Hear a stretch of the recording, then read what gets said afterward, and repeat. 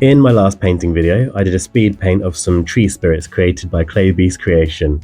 This time it's the turn of their elf companions, or colonizers, depending on how you view it. Right, first things first, if my voice sounds like I'm 1 foot in the grave, then that's just your imagination. I don't get sick, you get sick.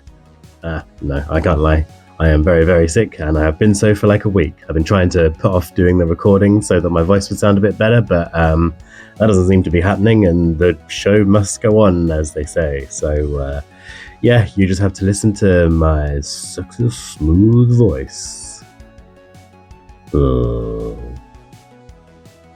These sculpts were made by Holo Miniatures, who kindly sent over some of the Wood Elf range. I've been a fan of them for a while now, and I have quite a few of their High Elf minis, and will probably succumb to temptation and get some Dark Elves too.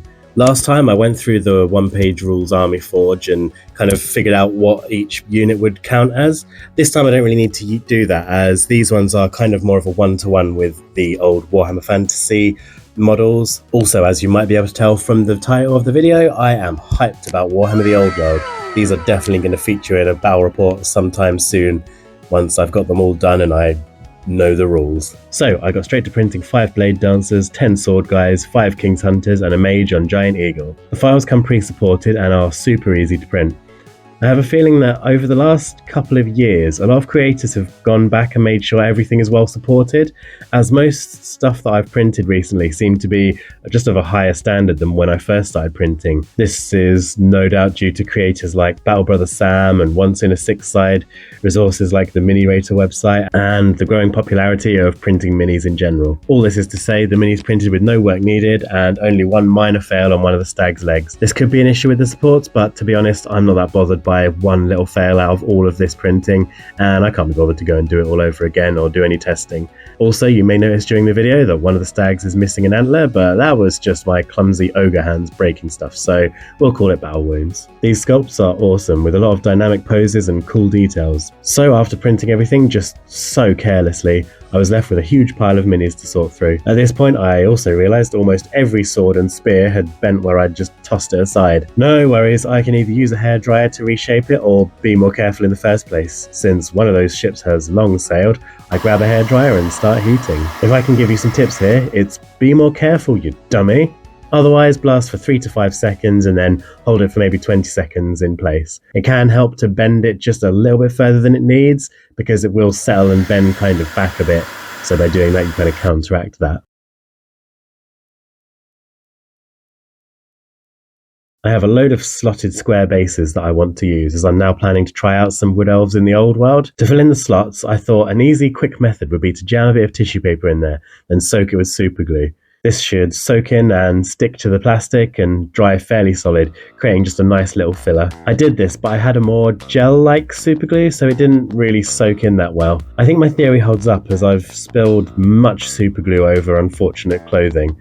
I just need to use more liquid stuff next time. Anyway, I made it work, and with everything assembled, I could get to painting. Quick note here, the basing is the exact same process as the last Wood Elves video, so I won't cover it here. Now, at this point, you might be thinking, you did the last set in round bases, and now you're on the old world bandwagon, you've moved to square bases. Isn't that going to look kind of weird with half an army on one style and half on another? And yeah, you're totally right about that, and it hurts my soul. What was the... Do you feel clever now you made me feel bad? I've always wondered if the premium we pay for miniature brand primers is worth it, and I needed a new green one for this project. So I got this super cheap primer from Amazon. I found that it smells so much worse, has this weird glossy finish, and the colour didn't seem all that even. However, paint does seem to adhere to it well enough, and it seems sturdy. This, combined with the fact I'm cheap, means I'll keep using it until it fully fails during the process. Remember kids, I do these tests so you don't have to. In the last video I used an airbrush to create a variety of colours for the recesses. I thought it'd be nice to try this with a brush this time, as those without airbrushes might also want to try it. I follow the same principle, keeping bluey greens to the bottom or underside, reds to the middle and yellows at mostly high points. I made sure these were ready on my wet palette and watered down, and then just threw it at each mini in turn, wet blending roughly as I went. This is quite easy and very satisfying, to be honest. Just make sure if the colours are pooling, you kind of wick them up and move them around with a brush.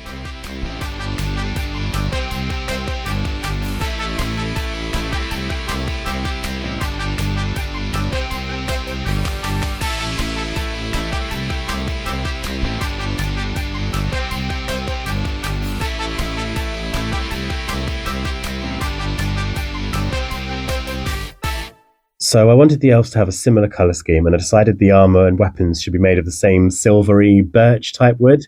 These are magical forest elves who definitely have ways to make wood as hard as steel. They don't need any metal. So I made a mix of blue and white and gave it all a heavy dry brush. Then, using pure ice yellow, gave a lighter dry brush. This, along with the warmer base colours being on the top, will show the sun is hitting the edges and creating warmer tones as it bounces around even in the recesses, while the lower and downward angle stuff is receiving less, so just looks cooler.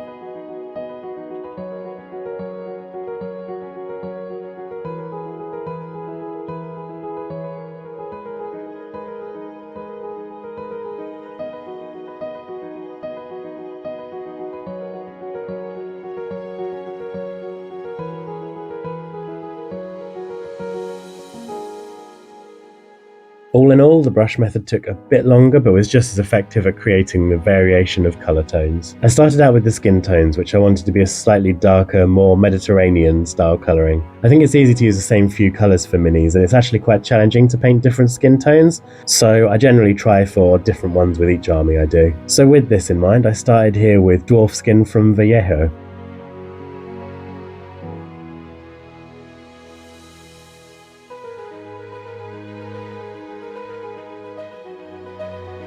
As speed painting techniques benefits from getting some colours down early, I then moved on to Flesh Tearers Red and a 50-50 mix of Cassandora Yellow and Caraberg Crimson to create the reds and warm orangish yellows.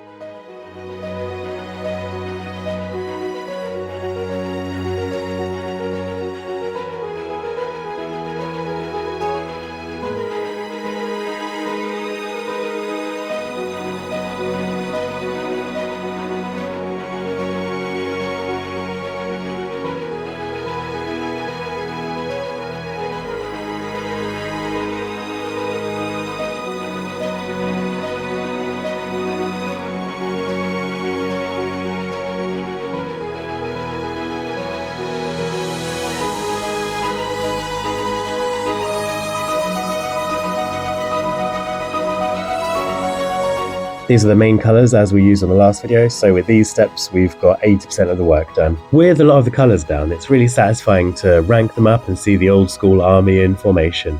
The only issue I have is that sometimes the cavalry don't fit all that well. Never mind, it's just nice to have them on the appropriate size bases. Wait, what the fuck? So, after a very minor freakout, I chopped all the stags off their bases and quickly printed out some new ones. The stags were the next big area that needed colour, and with mounted units I like to create a bit of variation in the fur tones. So I started with Gobi Brown and then moved on to Rhinox Hide and finally Stonewall Grey. These were watered down and applied as a kind of overbrush. I want to keep our colourful shading and if possible just colour the white areas. It's okay for the colour to get in the recesses in places, but it just keeps the vibrancy if you can leave those reds and greens underneath. Rhinox hide was also used in the same way on the eagle. I kind of wanted something a little bit fancy for the eagle. Like, this is a giant, magical, elven flying eagle. So, I didn't want to do it just the kind of browns and stuff that I'm doing a lot at the moment with this. So, I decided to take it into a more pink tone. I just dry brushed the edge of the wings with a light pink and then also went back in with a kind of darker, more saturated pink to bring that vibrancy up a little bit. And I think it kind of worked okay. Yeah, I'm not sad about it. Then I moved on to the hair using Shyish Purple. I watered this down just a bit as it's quite an overpowering colour. Now all the main colours were down, I moved to the shades and highlights. Starting with the skin, which didn't seem dark enough at the moment, I used Reichland Flesh Shade to deepen the shading while also warming the skin tone. I then highlighted with Leather Brown, followed by warm skin tone just on focal points and edges. Now I wanted the blades and armour to look similar to the wood of the tree spirits. As mentioned earlier, they obviously have that magic touch that just makes the wood really hard. But I would like to give the blades a slightly different look. To get this, I shaded them with Drakenhof Nightshade, then edge highlighted with bold titanium white. I could have done this in more steps to move up with a smoother gradient, but I didn't bother with this as I'm still trying to keep to the speed paint technique type thing, and it gives it a painterly look I think, which is kind of cool anyway.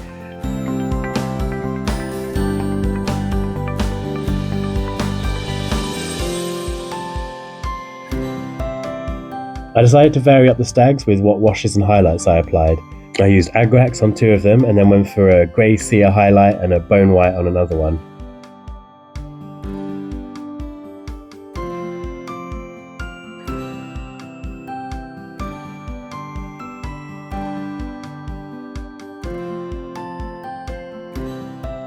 I don't know what happened here. I think the pink worked before and I was mad with the power, so I added pink into leather brown for that last one.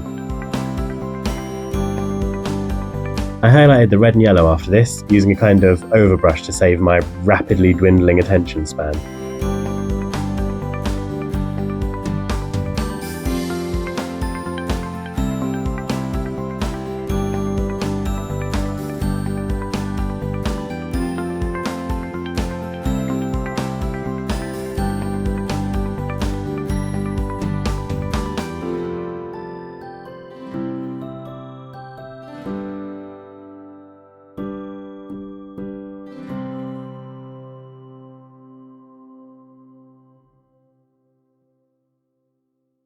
Next came the eyes, and I like my elves to look a bit alien, so I always just fill them with a colour. This has absolutely nothing to do with how hard it is to paint realistic eyes, and is totally a choice I made. No further questions. Wood elves obviously have green eyes, so I filled them in with moot green, and then gave the more exposed eyes a little reflective glint with a dot of pure white. While I was doing the eyes, I filled in all the animal eyes with basilicanum grey, before I remembered that is not at all what hawk eyes looks like, and painted them a yellowy green with actual pupils.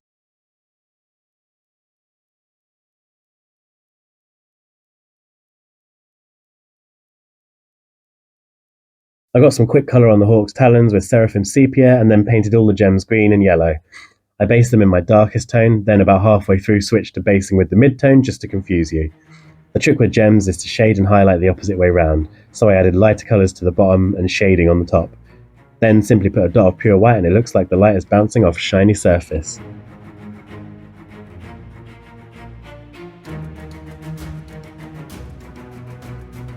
After I'd done all this, everything was pretty much done. So I'd finished off all the basing. As mentioned before, you can see this on my previous Wood Elf Tree Spirits video. And then I was done.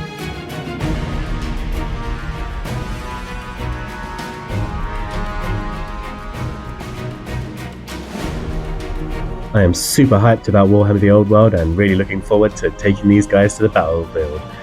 I'm a bit sad that I did my first lot in round bases and they're going to look a bit weird, but whatever, I can work around that. Hopefully you've enjoyed this video and you like the kind of slightly different Wood Elves theme with the whites and reds rather than like greens and browns. If you did, I would appreciate if you drop a like, a subscribe, a comment, check out any of my other socials, my Patreon, all that extra stuff. Anyway, that's the video. Bye!